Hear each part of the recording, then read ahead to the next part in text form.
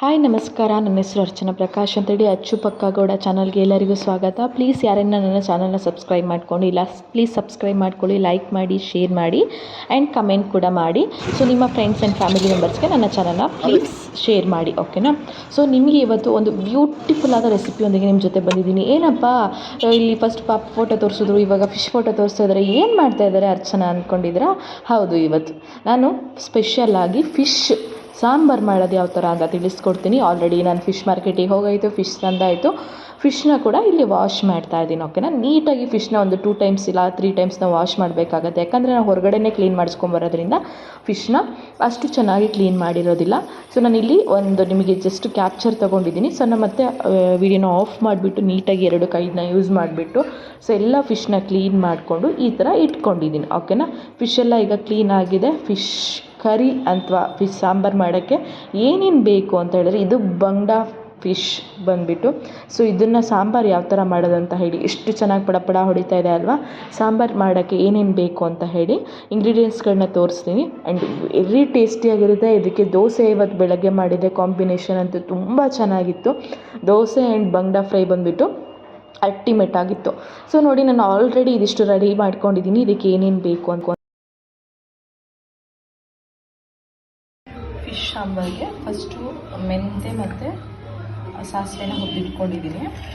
So ಇದಿಷ್ಟು ಖಾರ ತೊಗೊಂಡಿದ್ದೀನಿ. ಸೊ 2 kg ಆಗೋಷ್ಟು ಚಿಕನ್, 1.5 2 kg ಚಿಕನ್ಗೆ ಇದಿಷ್ಟು ಖಾರದ ಪುಡಿ. ಸೊ ಇದಿಷ್ಟು ಧನಿಯಾ ಪುಡಿ. ಫಿಶ್ ಸಾಂಬಾರಿಗೆ ಇಲ್ಲಿ ನಾನು ಸ್ವಲ್ಪ ಮೆಂತೆ ಹುರಿದಿಟ್ಕೊಂಡಿದ್ದೀನಿ, ಮೆಂತೆ ಮತ್ತು ಸಾಸಿವೆನ. ಸೊ ಇದಿಷ್ಟು ಬಂದುಬಿಟ್ಟು ಕಾಯಿ ಬೇಕಾಗುತ್ತೆ. ಇಷ್ಟು ಕಾಯಿ ನಿಮಗೆ ಈಗ ಸಾಂಬಾರು ಎಷ್ಟು ಬೇಕೋ ಅಷ್ಟು ಕಾಯಿ ತೊಗೊಬೋದು. ನಿಮಗೆ ಸಾಂಬಾರು ಜಾಸ್ತಿ ಬೇಕಂದರೆ ಜಾಸ್ತಿ ಕಾಯಿ ತೊಗೊಬೋದು, ಓಕೆನಾ. ಸ್ವಲ್ಪ ಕಾಯಿ ತೊಗೊಂಡಿದ್ದೀನಿ ನಾನು ಜಾಸ್ತಿ ಸಾಂಬಾರು ಬೇಡ. ಸೊ ಇದಿಷ್ಟು ಖಾರದ ಪುಡಿ, ಸೊ 1.5 2 kg. ಇದಿಷ್ಟು ಧನಿಯಾ ಪುಡಿ. ಸೊ ಇದರಲ್ಲಿ ಬಂದುಬಿಟ್ಟು ಅರಿಶಿನ ಪುಡಿ ಮತ್ತು ಕಾಳು ಮೆಣಸಿನ ಪೌಡರ್ ಇದೆ. ಸೊ ಇದರಲ್ಲಿ ಇದಿಷ್ಟು ಶುಂಠಿ ತೊಗೊಂಡಿದ್ದೀನಿ. ಸೊ ಇದಿಷ್ಟು ಬಂದುಬಿಟ್ಟು ವಾಟೆ ಹುಳಿ ತೊಗೊಂಡಿದ್ದೀನಿ. ಸೊ ಇದಿಷ್ಟು ಬೆಳ್ಳುಳ್ಳಿ ತೊಗೊಂಡಿದ್ದೀನಿ, ಓಕೆನಾ. ಸೊ ಇದು ಬಂದುಬಿಟ್ಟು ಒಂದು ಥರದ ಹುಳಿ, ಓಕೆನಾ. ಸೊ ಇದು ಹೋಮ್ ಮೇಡ್ ಹುಳಿ. ಸೊ ಇದು ಏನು ಹುಳಿ ಅಂತ ಯಾರಾದ್ರು ಗೊತ್ತಿದ್ರೆ ದಯವಿಟ್ಟು ಕಮೆಂಟ್ ಮಾಡಿ. ಸೊ ನೋಡಿ, ಇದು ಹುಳಿ ಈ ಥರ ಇರುತ್ತೆ ಹುಳಿ. ಸೊ ತುಂಬ ಒಳ್ಳೆಯದು ಕೂಡ ಇದು. ಸೊ ಇದೊಂದು ಹುಳಿ, ಓಕೆನಾ. ಇದಿಷ್ಟು ಹುಳಿ ಸಾಕಾಗಲ್ಲ ಅಂದರೆ ಇದಿಷ್ಟು ಹುಳಿ ತೊಗೊಂಡಿದ್ದೀನಿ. ಇದಿಷ್ಟು ಯೂಸ್ ಮಾಡಿಕೊಂಡು ಒಂದು ಫಿಶ್ ಕರಿನ ಮಾಡ್ತೀನಿ. ಅದು ಯಾವ ಥರ ಅಂತ ಹೇಳಿ ನಿಮಗೆ ನೆಕ್ಸ್ಟ್ ತೋರಿಸ್ತೀನಿ, ಓಕೆನಾ. ಸೊ ಇದಿಷ್ಟು ನಾನು ಇವಾಗ ಏನೂ ಹುರಿಯೋದಿಲ್ಲ. ಸೊ ಇದಿಷ್ಟನ್ನ ಆಲ್ರೆಡಿ ಇವಾಗ ಹುರಿದಿದ್ದೀನಲ್ವಾ. ಸೊ ಇದಿಷ್ಟನ್ನ ಸೇರಿಸಿ ಇವಾಗ ಖಾರ ರುಬ್ಕೊತೀನಿ. ಇದನ್ನು ಖಾರಕ್ಕೆ ಬೇಕಾದ್ರೆ ಹಾಕ್ಬೋದು, ಇಲ್ಲಾಂದರೆ ಸೊ ನೀವು ಖಾರ ಎಲ್ಲ ಹಾಕ್ಕೊಂಡು ಸಾಂಬಾರು ಕುದಿಯೋ ಟೈಮಲ್ಲಿ ಬೇಕಾದ್ರೆ ಇದನ್ನ ಹಾಕ್ಕೊಬೋದು. ಇದಕ್ಕೆ ಉಪ್ಪೊಂದು ಆ್ಯಡ್ ಮಾಡಿಕೊಂಡ್ರೆ ಆಯಿತು, ಅಷ್ಟೊತ್ತಿಗೆ ಫಿಶ್ ಕರಿ ರೆಡಿ ಆಗುತ್ತೆ ನಿಮಗೆ. ನೋಡಿದ್ರಲ್ಲ, ಇಷ್ಟೇ ಇಂಗ್ರೀಡಿಯೆಂಟ್ಸ್ಗಳು ಸಾಕು. ಇದನ್ನು ನಾವೇನು ಮಾಡ್ತೀವಿ ಅಂದರೆ ಫಸ್ಟು ಮಿಕ್ಸಿ ಗ್ರೈಂಡಿಗೆ ಹಾಕಬೇಕಾಗತ್ತೆ. ಸೊ ನೀವು ಮಿಕ್ಸಿ ಜಾರಿಗೆ ಹಾಕ್ಕೊತೀರಾ, ಅಷ್ಟು ಖಾರನ ಚೆನ್ನಾಗಿ ಗ್ರೈಂಡ್ ಮಾಡ್ಕೊತೀರಾ. ಸೊ ಅಲ್ಲಿ ಏನು ಕಾಯಿದು ಪೀಸಸ್ಗಳು ಏನು ಇಲ್ಲೈತಿ ಫಸ್ಟು ಹಾಗೇ ಗ್ರೈಂಡ್ ಮಾಡ್ಕೊತೀನಿ ನಾನು. ಯಾಕಂತಂದರೆ ನಾನು ಕಾಯಿನ ಚಾಪ್ಸ್ ಮಾಡಿರ್ತೀನಿ ಅಲ್ವಾ, ತುರಿದಿರಲ್ಲ. ಸೊ ಹಾಗಾಗಿ ಹಾಗೆ ಗ್ರೈಂಡ್ ಮಾಡ್ಕೊತೀನಿ. ಅದಾದ ಮೇಲೆ ಇದಕ್ಕೆ ಸ್ವಲ್ಪ ನೀರನ್ನ ಆ್ಯಡ್ ಮಾಡ್ತೀನಿ. ನೋಡಿ, ಬ್ಯೂಟಿಫುಲ್ ಆದ ಎಷ್ಟು ಚೆನ್ನಾಗಿದೆ ಅಲ್ವಾ ಖಾರ. ಈ ಥರ ಖಾರ ರೆಡಿ ಆಗುತ್ತೆ. ಸೊ ಒಂದು ಚೂರು ಹಳಕಿರಲ್ಲ, ಫುಲ್ಲು ನುಣ್ಣಗೆ ಖಾರ ಇರುತ್ತೆ. ಅದಾದ್ರ ಮೇಲೆ ಒಂದು ಪಾತ್ರೆನ ತೊಗೊಂಡು ಅದಕ್ಕೆ ಸ್ವಲ್ಪ ಆಯಿಲ್ ತೊಗೊಂಡು, ಯಾಕಂದರೆ ಇದು ಫಿಶ್ ಸಾಂಬಾರು ಆಗಿದ್ದರಿಂದ ನಾನು ಅದಕ್ಕೆ ಒಗ್ಗರಣೆ ಹಾಕ್ತಾಯಿದ್ದೀನಿ.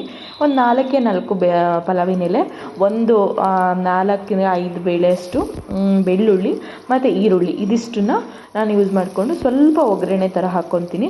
ಸೊ ಯಾಕಂತ ಹೇಳಿದ್ರೆ ಆ ಫಿಶ್ ಸಾಂಬಾರು ಏನಿರುತ್ತಲ್ವ, ಅದು ನಾವು ಖಾರ ರೆಡಿ ಮಾಡಿರ್ತೀವಲ್ಲ, ಮೆಂತೆ ಮತ್ತು ಸಾಸಿವೆನ ಮಾತ್ರ ನಾನು ಹುರಿದಿದ್ದೀನಿ. ಸೊ ಹಾಗಾಗಿ ಇದನ್ನು ನಾನು ಸ್ವಲ್ಪ ಆಯಿಲ್ ಹಾಕಿ ಈ ಥರ ಏನು ಒಗ್ಗರಣೆ ತೊಗೊಂಡೆ ಅಂದರೆ ಒಂಥರ ಘಮ ಸ್ಮೆಲ್ ಚೆನ್ನಾಗಿರುತ್ತೆ ಫಿಶ್ಶಿಂದು. ಒಂದ್ಸತಿ ಟ್ರೈ ಮಾಡಿ. ಯಾಕಂದರೆ ಯೂಶ್ವಲಾಗಿ ಯಾರು ಫಿಶ್ಶಿಗೆ ಒಗ್ಗರಣೆ ಹಾಕಲ್ಲ, ಬಟ್ ಇದು ಸ್ಪೆಷಲ್ ಸಾಂಬಾರು ಆಗಿದ್ದರಿಂದ ಒಗ್ಗರಣೆ ಹಾಕಿ ನಾನು ಮಾಡ್ತಾಯಿದ್ದೀನಿ, ಓಕೆನಾ. ಸೊ ಇದಕ್ಕೆ ನಾನು ರುಬ್ಬಿಟ್ಕೊಂಡಿರೋ ಖಾರ ನೋಡಿ ಎಷ್ಟು ಚೆನ್ನಾಗಿ ನುಣ್ಣಗೆ ರುಬ್ಬಿದೆ. ಸೊ ಈ ಖಾರನ ಫಸ್ಟು ಹಾಕ್ತೀನಿ, ಓಕೆನಾ. ಇದಕ್ಕೆ ಏನೂ ಕೂಡ ಆ್ಯಡ್ ಮಾಡಿಲ್ಲ, ಡ್ರೈ ಖಾರನ ಹಾಕಿಬಿಟ್ಟು ಸ್ವಲ್ಪ ಎಣ್ಣೆಯಲ್ಲೇ ಖಾರನ ನೀಟಾಗಿ ಫ್ರೈ ಮಾಡ್ತೀನಿ. ಫ್ರೈ ಮಾಡಿದಾಗ ಏನಾಗುತ್ತೆ ಅಂದರೆ ಆ ಹಸಿ ವಾಸನೆ, ಏನು ಖಾರದ ಹಸಿ ವಾಸನೆ ಇರುತ್ತಲ್ಲ, ಆ ವಾಸನೆ ಹೋಗಿಬಿಡುತ್ತೆ. ಆ ಹಸಿ ಸ್ಮೆಲ್ ಹೋಗಿಬಿಟ್ಟು ಒಂಥರ ಏನಂದರೆ ಒಂಥರ ಹುಳಿ ಖಾರ ಫ್ಲೇವರ್ ಬರುತ್ತೆ. ಜೊತೆಗೆ ಆ ಒಗ್ಗರಣೆದು ಬೆಳ್ಳುಳ್ಳಿದು ಮತ್ತು ಪಲಾವಿನ ಎಲೆ ಮತ್ತು ಈರುಳ್ಳಿದು ಆ ಘಮ ಸಖತ್ ಚೆನ್ನಾಗಿ ಮನೆ ತುಂಬ ಬರ್ತಾ ಇರುತ್ತೆ. ಸೊ ಇದಿಷ್ಟು ನೋಡಿ, ಈ ಥರ ನಾನು ಆಲ್ರೆಡಿ ಫ್ರೈ ಮಾಡಿಕೊಂಡೆ ಖಾರನ.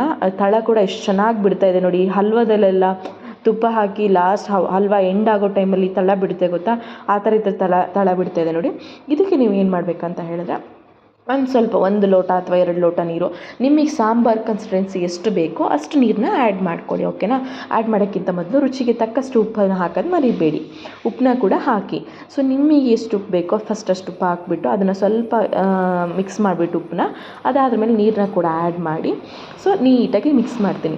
ನೀರನ್ನ ಆ್ಯಡ್ ಮಾಡಿ ಮಿಕ್ಸ್ ಮಾಡಿಬಿಟ್ಟು ಏನು ಮಾಡಬೇಕಂತ ಹೇಳಿದ್ರೆ ಒಂದು 5 ಮಿನಿಟ್ಸ್ ಇದನ್ನ ಹಾಗೆಯೇ ಲೋ ಫ್ಲೇಮಲ್ಲಿ ಕುದಿಯೋಕ್ಕೆ ಬಿಡಬೇಕಾಗತ್ತೆ. ಓಕೆನಾ. ಕುದ್ಬಿಟ್ರೆ ನೀಟಾಗಿ ಚೆನ್ನಾಗಿ ಅದು ಕುದಿಯೋ ಟೈಮಲ್ಲಿ ಈ ಕಡೆ ನೀವು ಫಿಶ್ನ ಕೂಡ ವಾಶ್ ಮಾಡಿ ಇಟ್ಕೊಂಡಿದ್ದೀರ ಅಲ್ವಾ, ವಾಶ್ ಮಾಡ್ಕೊಂಡಿರೋ ಫಿಶ್ನ ನೀವು ಈಗ ಏನು ಕುದೀತಾ ಇರೋ ಸಾಂಬಾರಿಗೆ ನೋಡಿ, ನನಗೆ ಇಷ್ಟೇ ನೀರು ಹಾಕಿದ್ದು, ಇಷ್ಟು ಚೆನ್ನಾಗಿ ದಪ್ಪ ಸಾಂಬಾರು. ಯಾಕಂದರೆ ಫುಲ್ಲು ತೆಳು ಆಗಿಬಿಟ್ರೆ ಆ ಫಿಶ್ಶಿಗೆ ಹಿಡಿಯೋದಿಲ್ಲ. ಓಕೆನಾ, ಖಾರ ಅನ್ನೋದು. ಅದಕ್ಕೆ ಒಂದು ಸ್ವಲ್ಪ ಜಾಸ್ತಿ, ನಿಮಗೆ ಜಾಸ್ತಿ ಸಾಂಬಾರು ಬೇಕಂದರೆ ಸ್ವಲ್ಪ ಕಾಯಿನ ಜಾಸ್ತಿ ಯೂಸ್ ಮಾಡ್ಕೊಳ್ಳಿ. ಓಕೆ. ಸೊ ಇಲ್ಲಿ ಆಲ್ರೆಡಿ ನೋಡಿ ಬಬಲ್ಸ್ಗಳು ಬರ್ತಾ ಇದ್ದಾವೆ ಕುದಿಯೋಕ್ಕೆ. ಸೊ ಇನ್ನೇನು ಕುದಿಯುತ್ತೆ ಅನ್ನೋಷ್ಟೊತ್ತಿಗೆ, ಅಥವಾ ಇನ್ನು ಕೆಲವರು ಫುಲ್ ಕೊತ್ತ ಕುದಿಯೋಷ್ಟೊತ್ತಿಗೆ ಕೂಡ ಫಿಶ್ ಹಾಕ್ತಾರೆ. ಸೊ ನಾನು ಈ ಥರ ನೋಡಿ ಬಬಲ್ಸ್ಗಳು ಬರ್ತಾ ಇದ್ದಾವೆ. ಸೊ ಬಬಲ್ಸ್ಗಳು ಬಂತು.